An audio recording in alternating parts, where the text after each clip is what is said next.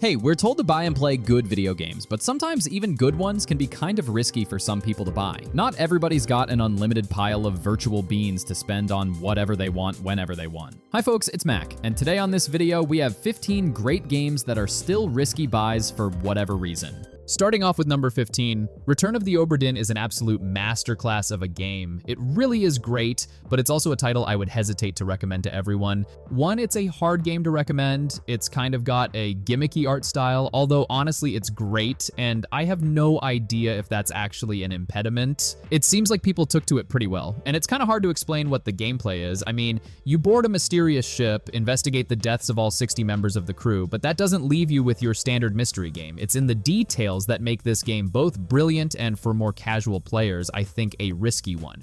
With a normal mystery game, you get fed a mystery a little at a time. They're designed to essentially be a little simplistic because they lead you along a single path. Here, though, you can look wherever you want and guide the investigation anywhere you want. On paper, that's awesome, but it's also hard to figure out where to begin. The game gives you clues and encourages you to examine things in a certain order, but nothing is stopping you from skipping ahead and trying to figure out the ending first, which, great. And for the people who are in it for the challenge, that's awesome. But it is something I think players with less of a taste for true investigation games might bounce off from. Anyway, at number 14, we have Outer Wilds, which is pretty much the definition of the word brilliant game, but maybe not for everyone because, well, it's often mentioned by fans of the game that sometimes it just doesn't click with people and they don't really enjoy it. I mean, on the one hand, the game is nothing but pure exploration. I mean, that's the goal of games, to just wander around and see everything, right? But on the other hand, it is simply not that simple. There are many ways to go wrong on a playthrough of Outer Wilds. It's a really challenging game to talk about because just telling you what it is can feel like a spoiler. It's a game where basically everything about it has to be discovered.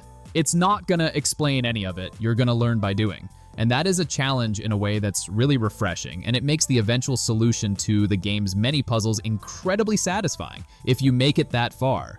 And seriously, no shame on you if you don't. This is the kind of game that sounds great to a lot of people, but sometimes playing it, it's just a slog. Sometimes you just want some direction, even a little bit. The possibilities in this game are equal parts thrilling and overwhelming. But at number 13 is the Stanley Parable. Another game that's kind of hard to explain what makes it worth playing. It's short and has limited play mechanics. It's a walking simulator if you want to be rude about it. Not even that much walking because it's so short. But if you understand what it is and you're prepared for it, then it could completely knock your socks off. For most people, myself included, the Stanley Parable is great just for the abundant comedy where there's a bazillion traps and tricks ready to surprise you at any moment. And a lot of them are over with so fast that they're never really acknowledged, or acknowledged in a very odd enough way that if you weren't paying enough attention, you might wonder what the hell is going on. There's nothing wrong with this game. I wouldn't call that it, which does for most people what it's supposed to. The risky thing about it is the possibility that somebody will try it and just not get it. If you don't go into the game with the right mindset, it's very easy to just turn it off and never look back. It's a very odd game after all. Living, dying, and respawning is a pretty big part of most games. Usually you don't think too much of it, but it can be pretty unsettling to hear a funny, charming narrator quip about dying over and over. After a while, it starts to sink in how dark a pony it is. Or I don't know, maybe not. It's an odd one.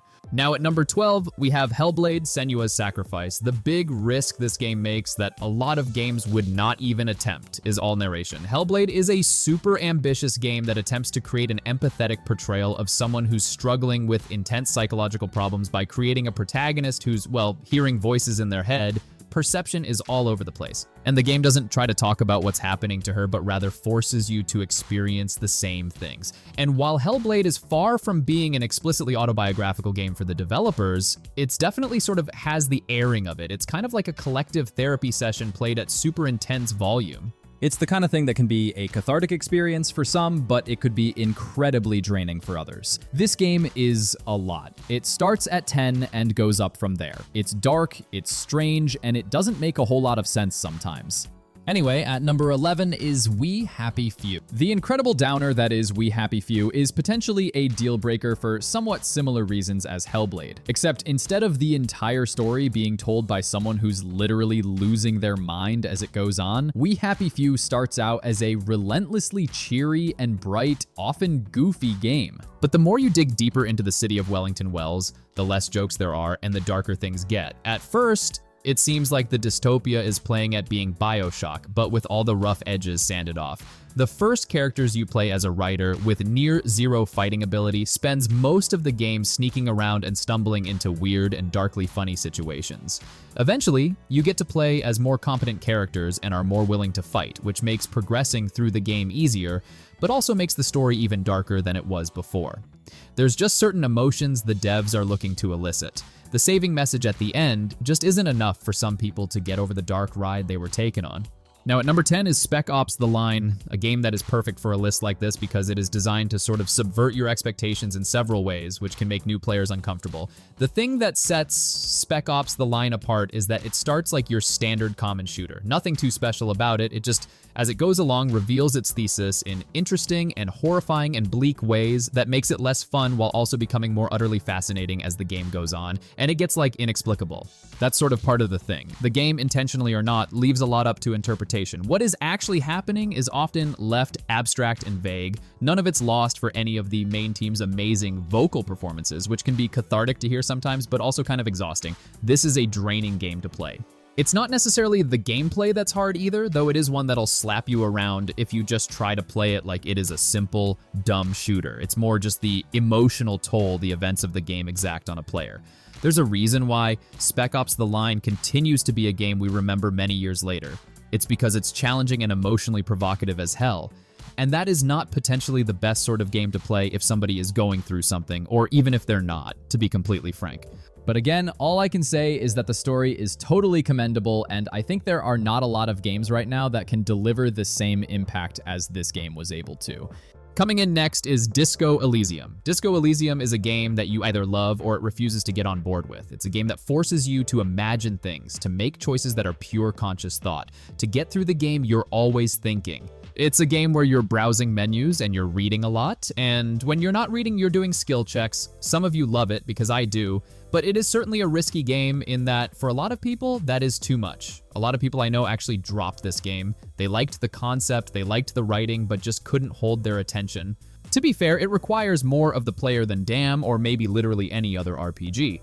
It's a game with no real progression other than the dialogue, the story, and the stats that you use to interact with both. There's one area, and it's small. All the little side objectives can be a little difficult to complete, and then there's the dream sequences, which are brilliant, but they're also nuts in a way that can put some people off. If you can get into this game, it's one of the best games ever made, but that's a big if. It's a truly unique game, and it's excellent at what it does, but what it does isn't for everyone. And just like Disco Elysium, Baldur's Gate 3 is also another risky buy, even if you're an RPG fan. Look, this one is undoubtedly one of the best RPGs ever. Baldur's Gate 3 received a lot of awards, and it even took home the Game of the Year award in 2023. But despite being a good game, this is also one of the most notorious games that is not for everyone.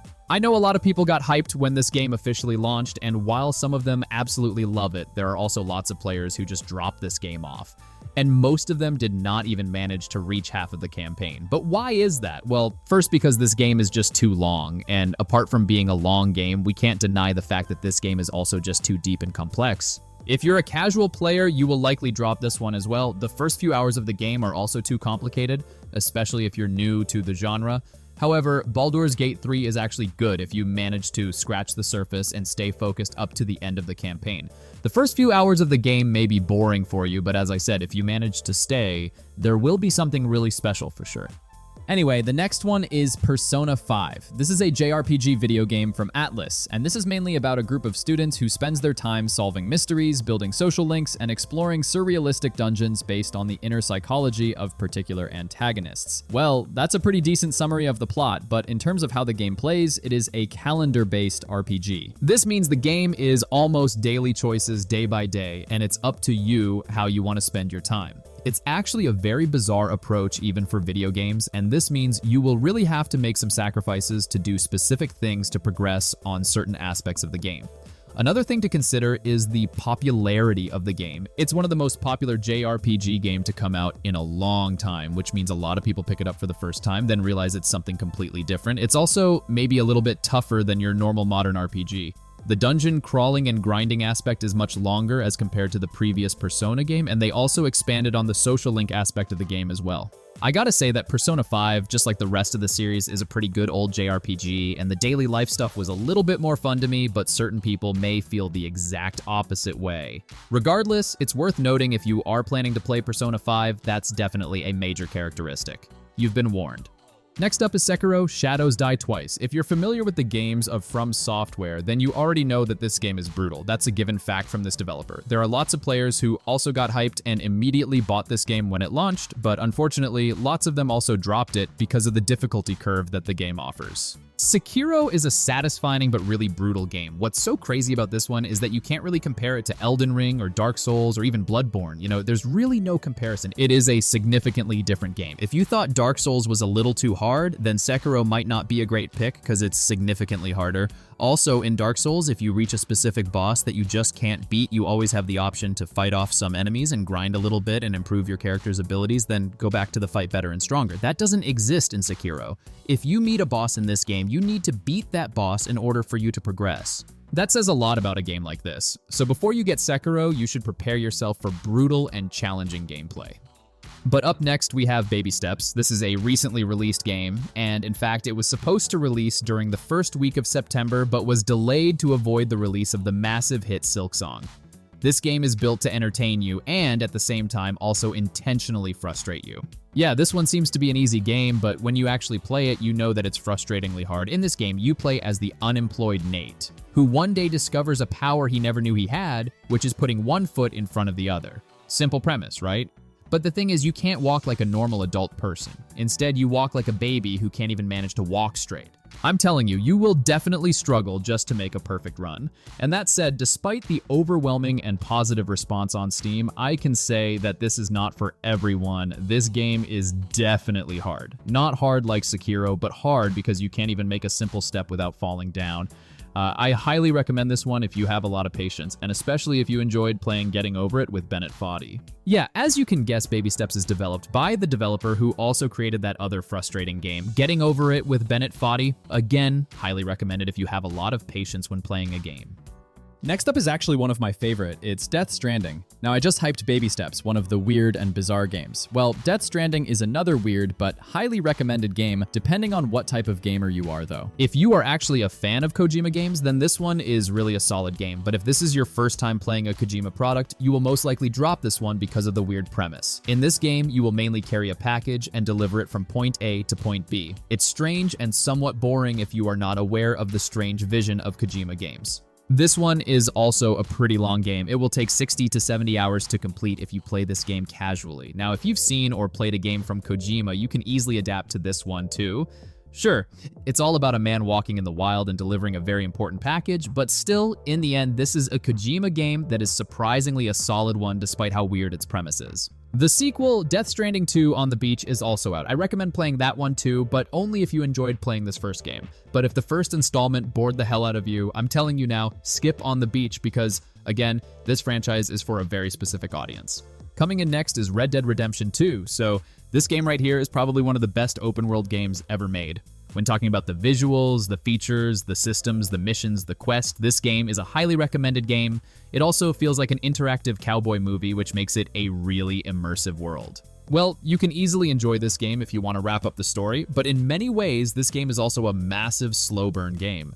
Remember, this is an open world design game. Like, you would probably think that this must have lots of action and all, but then yes, it does have action, but what makes this one slow burn game is the very consciously designed historical setup and also follows that specific scenario, making it a ridiculously immersive world to live in. I mean, this is a cowboy world, you know, a game that actually feels like living in the cowboy era is a jackpot in my opinion.